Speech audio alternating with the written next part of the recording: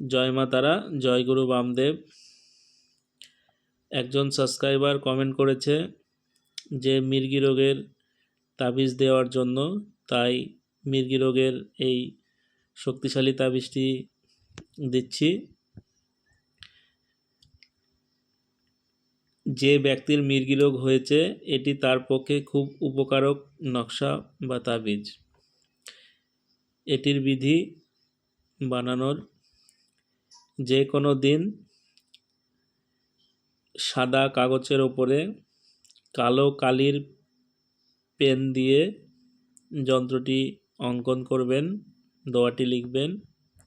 লেখার পরে একটি রূপোর মাদুলিতে বা তাবিজে ভরে কালো সুতোর দ্বারাই যে ব্যক্তির মির্গি রোগ হয় বা মির্গি রোগের ঝোঁক ওঠে সেই ব্যক্তির গলায় এটি ধারণ করে দেবেন, পরিয়ে দেবেন।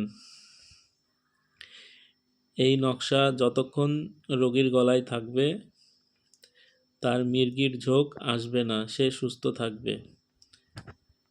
খুব প্রভাবশালী এই দোয়াটি বা তাবিজটি ব্যবহার করে দেখুন, দেখবেন উপকার পাবেন, ভালো থাকবেন। সবাই ভালো থাকুন, সুস্থ থাকুন। জয় মা তারা, জয় গুরু বামদেব। সবার মঙ্গল হোক।